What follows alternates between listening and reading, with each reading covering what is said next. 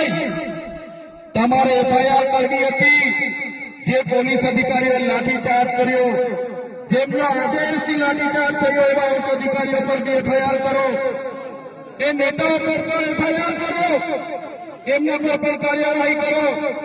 ભાજપના વન મંત્રી હમણાં જ નવા વનના મંત્રી બન્યા છે, એને હોસ્પિટલમાં પોલીસ અધિકારીઓને બધા સાથે મુલાકાતો લીધી.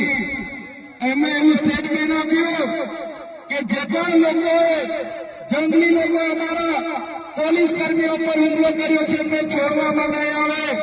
ત્યારે મીડિયા મિત્રો, એ ભાજપના મંત્રી, એમના કલેક્ટર, એમને કહેવા માંગુ છું, છોડવામાં નહીં આવે. નહીં, આ આદિવાસી સમાજ છે, અમારા એકદમ અમારા પાડલિયા ગામના એક પણ આગેવાનને ખોટી રીતે હેરાન કરશો તો અંબાજીથી ઉમરગામ નહીં, રાજસ્થાન અને મધ્યપ્રદેશના પણ હજારો આદિવાસીઓ અહીંયા ઉભા થઈ જશે. એફઆઈઆર રદ કરો, અને તમારે એફઆઈઆર કરવી છે તો બંને પક્ષે એફઆઈઆર કરો. તમારા પોલીસ અધિકારીઓ, વન અધિકારીઓ પરથી એફઆઈઆર હોવી જોઈએ, અને નાના અધિકારીઓ પર નહીં, કોન્સ્ટેબલ, બીટગાર્ડ પર નહીં, પીએસઆઈ, ફોરેસ્ટર પર નહીં, એમના ડીસીએફ પર એફઆઈઆર કરો, એમના એસપી પર એફઆઈઆર કરો, એમના ડીવાયએસપી પર એફઆઈઆર કરો, કેમ કે એમના આદેશથી અહીંયા હિંસા થયેલી છે. ત્યારે સાથીઓ તમે જોઈ લો, આજે દેશમાં એ ચાહે છત્તીસગઢ હોય, ઝારખંડ હોય, આસામ હોય, મિઝોરમ હોય, મેઘાલય હોય, નાગાલેન્ડ હોય કે મણિપુર હોય, આજે આદિવાસીઓ સામે પોલીસ લડી રહી છે. આજે દેશની આર્મી સામે આદિવાસી લડી રહેલો છે. આજે આખા દેશની અડધી આર્મી આદિવાસીઓ સામે લડે છે.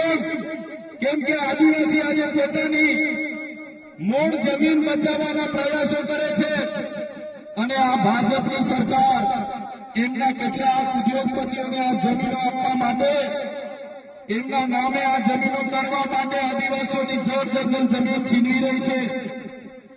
સંવિધાનના જે પ્રાવધાન છે, અનુસૂચિના પ્રાવધાન છે, ઉલ્લંઘન કરીને સત્તાનો દુરુપયોગ કરીને આપણને રંગાડવામાં આવે છે. ત્યારે મારા ભાઈઓ, મારા વડીલો, મારી બહેનો, મારી માતાઓ, આજે તમારા પર અત્યાચાર થયા છે.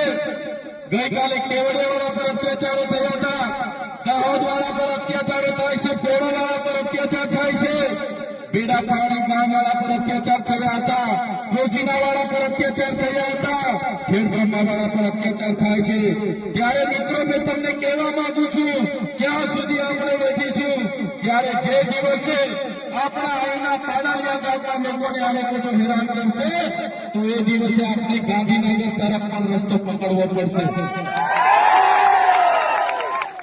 અને સરકારને પણ કહેવા માંગુ છું, આ આદિવાસી સમાજ ગોળો છે, શાંતિપ્રિય છે, શિસ્તમાં માનનારો છે, અમને છંછેડશો નહીં. એ તો આદિવાસી સમાજ જે દિવસે રોડ પર આવશે, ગાંધીનગરનો રસ્તો પકડશે, તે દિવસે નેપાળવાળી પણ અહીંયા થવાની છે.